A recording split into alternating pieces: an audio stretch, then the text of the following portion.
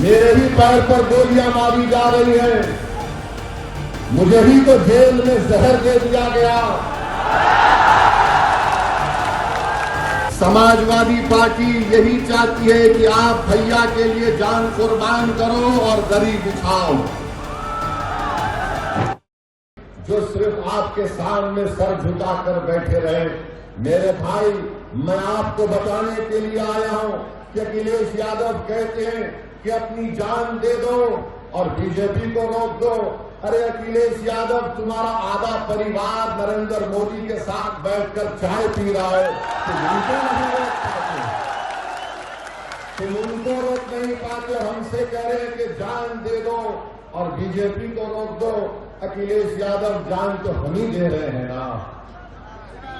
Bulldozer से घर तो मेरा ही टूट रहा है। मेरे ही पैर पर गोलियां मारी जा रही हैं। मुझे ही तो जेल में जहर दे दिया गया। मेरे हाथ में हथकड़ियां हैं। मेरे हाथ अभी सुन तो लीजिए।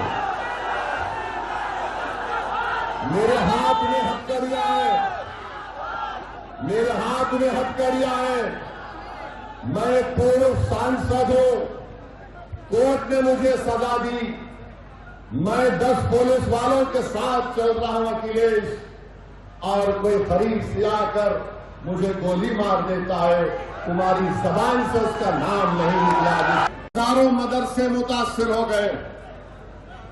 लाखों बच्चे मदरसे में पढ़ते, मगर समाजवादी पार्टी बोल नहीं सकती, अपने जबान से मदरसों का नाम नहीं ले सकती।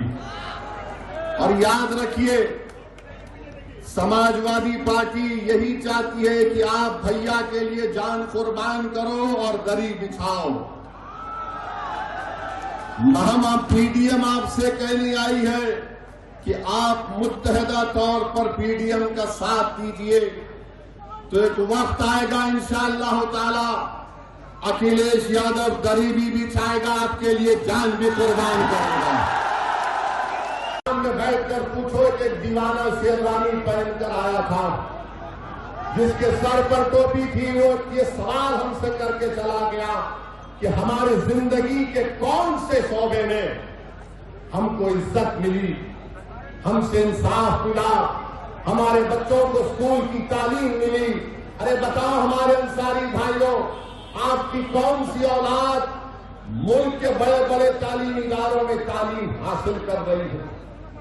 मुझे बताया गया कि 50% आप लोग यहां से निकलकर हिंदुस्तान के कोने कोने में, मुंबई शहर, बड़े बड़े शहरों में जा चुके हैं। ये इसलिए हो रहा है क्योंकि आप इन लोगों को छोड़ना नहीं चाह रहे हैं।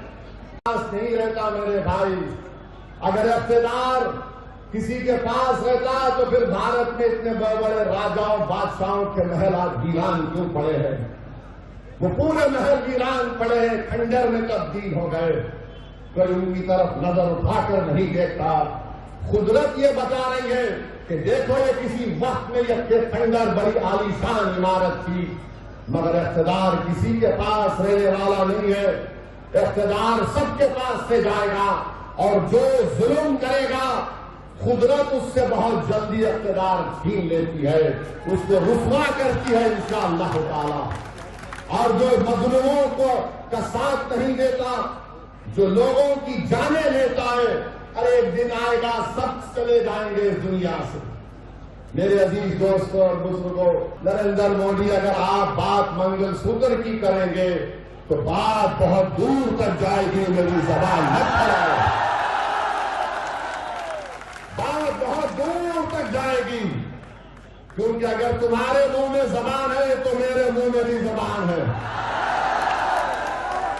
पूरा सिदरा बोल सकता हूं मैं यहां पर, मगर एहतराम और अदब के दायरे में रहकर कह रहा हूं। अब आप, मैं पूछना चाह रहा हूं, इस बनारस की सरजमीन में खड़े होकर, क्या बिस्मिल्लाह खान घुसपैठी थे? बताओ, क्या आप घुसपैठी हैं? क्या आप घुसपैठी हैं? अगर घुसपैठी नहीं है तो हाथ उठाकर बताओ। घुसपैठी नहीं है। आज रात नहीं उठे, हाथ उठाइए जहां तक आवाज अल्लाह पहुंचा है। जोर से बोलिए कि हम घुसपैठी नहीं है। इस मुल्क को आजाद हमने करवाया। बोलो मेरे साथ, इस मुल्क को आजाद हमने करवाया। इस मुल्क में अंग्रेजों को हमने भगाया। इस मुल्क को अंग्रेजों के भगाने में आरएसएस का कोई रोल नहीं है। वो माफीनामा लिखते थे, हम सूलियों पर चढ़ते थे। मौलवी जी हमको घुसपैठी कह रहे हैं आप। अच्छा, दूसरा इनका झूठ, क्या उत्तर प्रदेश के बड़े बड़े नदियों में, तालाबों में लाशें नहीं बह रही थी कोविड के दौरान? बह रही थी ना लाशें। तो जिसकी लाश बह रही थी उसकी हमारी बहन, हमारी बेटी का भी तो सुहाग जुड़ा होगा। बताओ मोदी जी, क्या आपने कभी किसी घर में जाकर उनको पुरसा किया? आजाद मंगलसूत्र की बात कर रहे मोदी जी, आप ओरिजिनलिटी पे आ गए अपने। आप धोखा दे रहे थे।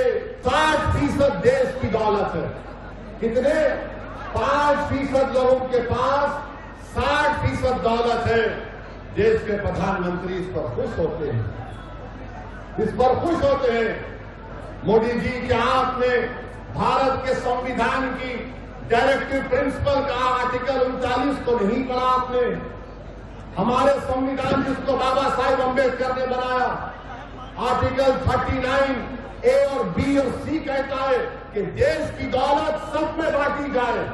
कि ये पार्लियामेंट के चुनाव में समाजवादी पार्टी ने कांग्रेस से मिलकर अलायंस किया और सही कहा पल्लवी पटेल साहिबा ने कि जब से पीडीएम बना, समाजवादी पार्टी और दीगर पार्टियों की तरफ से ये इल्जाम हम पे लगाया जा रहा है कि हम उत्तर प्रदेश की राजनीति में हम ये देखते हैं कि पिछला दलित और मुसलमान का सिर्फ वोट लिया जाता है, मगर उनसे इंसाफ नहीं किया जाता।